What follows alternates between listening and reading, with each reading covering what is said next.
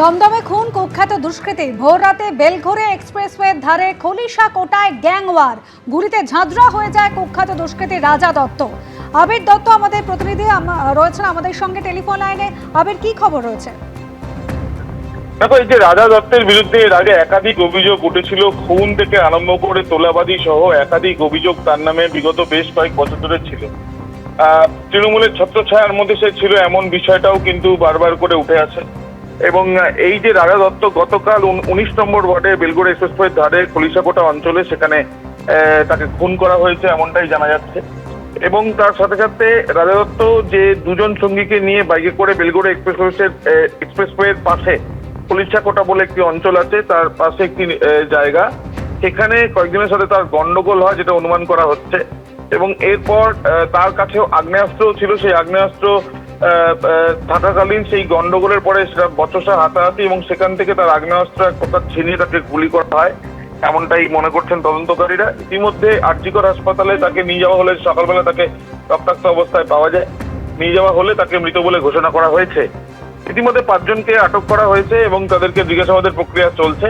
এবং এটি একটি গ্যাং ওয়ার এমনটাই অনুমান করা হচ্ছে। প্রাথমিক তথ্য প্রমাণ সংগ্রহের জন্য এক্সপ্রেসওয়ে সিসিটিভি থেকে আরম্ভ করে স্থানীয়দের যে সিসি ক্যামেরার ফুটেজগুলো যেগুলো রয়েছে সেগুলো খতিয়ে দেখা হচ্ছে বলে পুলিশ সূত্র থেকে জানা যাচ্ছে। ধন্যবাদ আবির। আজকে গুন্ডা দমন আইন কার্যকর হতে চলেছে। এই আইনের বলে অশান্তির আঁচ পেলেই অভিযুক্তকে গ্রেফতার করতে পারবে পুলিশ। তাছাড়াও একাধিক সংস্থানের কথা কিন্তু বলা থাকছে। কোনো সরকারি ও বেসরকারি সম্পত্তি নষ্টের ক্ষেত্রে এবার থেকে গুন্ডাদের সম্পত্তি বাজেয়াপ্তও করতে পারবে সরকার।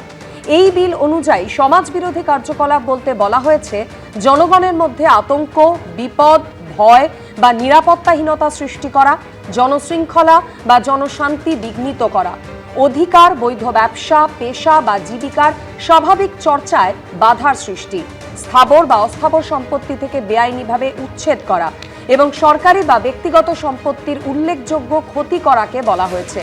এছাড়া এই বিলে গুন্ডা বলতে প্রধানত বলা হয়েছে নিজে অথবা কোনো দল, গ্যাং বা সিন্ডিকেটের সদস্য বা নেতা হিসেবে নিয়মিতভাবে সমাজবিরোধী কার্যকলাপ করার চেষ্টা করেন, উস্কানি দেন, অর্থ যোগান বা সহায়তা করেন এমন ব্যক্তিকে।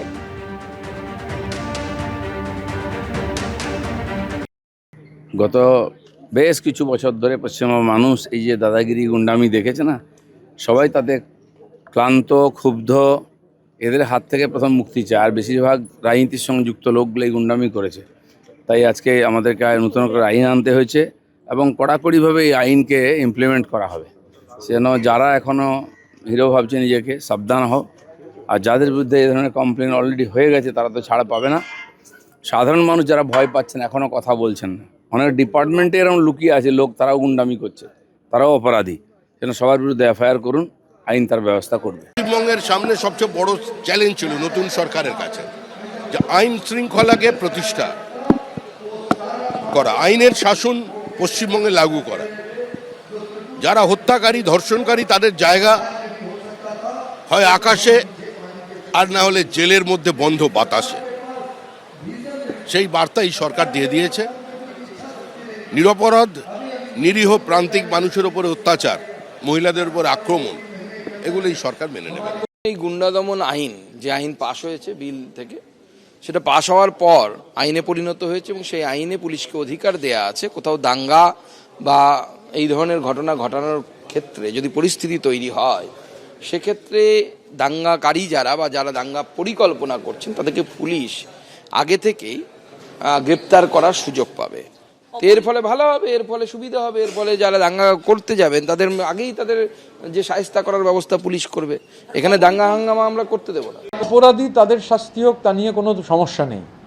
কিন্তু এই বিল যদি মিসইউজ হয়, বিশেষ করে গত শতাব্দীর 30-এর দশকের যে ফ্যাসিস্ট মডেল জার্মানি, ইটালির, নিরপরাধ লোক যদি এই বিলের দ্বারা ইমপ্লিকেটেড হয়ে যায়, এই বিল যদি রাজনৈতিক প্রতিপক্ষদের বিরুদ্ধে ব্যবহার হয়, এটা গণতন্ত্রের জন্য কখনো কাম্য নয়।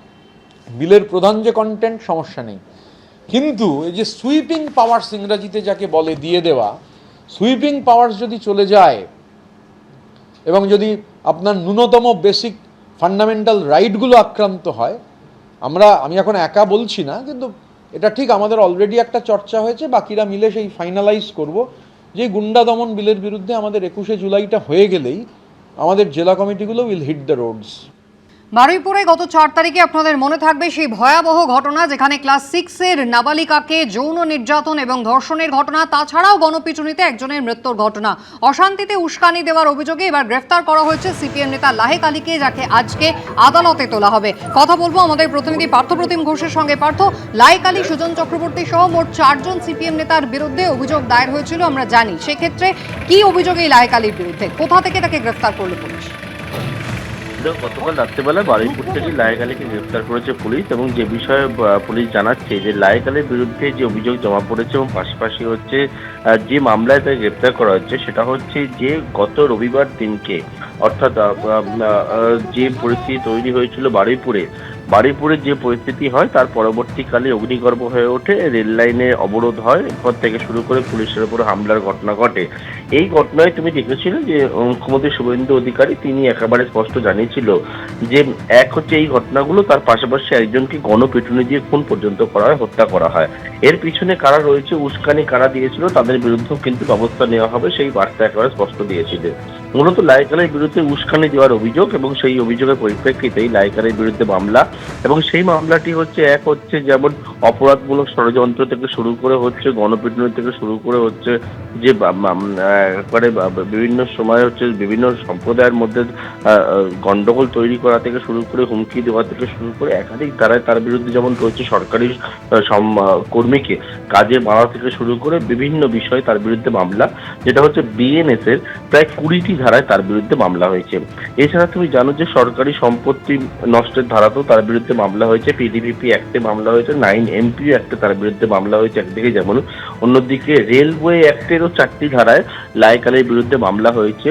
অর্থাৎ রেলের যারা সরকারি কর্মী তাদের কাজে বাধা দেওয়া, রেলের যে আইন অমান্য করা, এমনকি নিরাপত্তা বিঘ্নিত করা সহ একাধিক ধারায় তার বিরুদ্ধে মামলা হয়েছে, এবং সেই মামলাতেই লাহেক আলীকে গতকাল রাত্রিবেলা পুলিশ গ্রেপ্তার করেছে, বারুইপুর থানা পুলিশ গ্রেপ্তার করেছে। তাকে আজকে আদালতে পেশ করে নিজেদের হেফাজতে চাইতে পারে বলে আমরা পুলিশ সূত্রে জানতে পারছি। পার্থ, ধন্যবাদ। রাজনৈতিক উদ্দেশ্য মনোভাবে রাজনৈতিক উদ্দেশ্য প্রণোদিত হয়ে এই গ্রেপ্তার করা হয়েছে। লিঞ্চিং বা কিছু একটা, সেই ঘটনা যখন ঘটেছে লাহেক আলী তার চেয়ে পরে ওখানে পৌঁছেছে, তদন্ত করলেই বোঝা যাবে, ফাঁসাতে হবে, ভয় দেখাতে হবে, তার মতন করে এসব কাজ করা হয়েছে। শান্তিতে উস্কানি দেওয়ার অভিযোগে এবার গ্রেফতার করা হয়েছে সিপিএম নেতা লাহেক আলীকে, যাকে আজকে আদালতে তোলা হবে। এবিপি আনন্দ, এগিয়ে থাকে, এগিয়ে রাখে।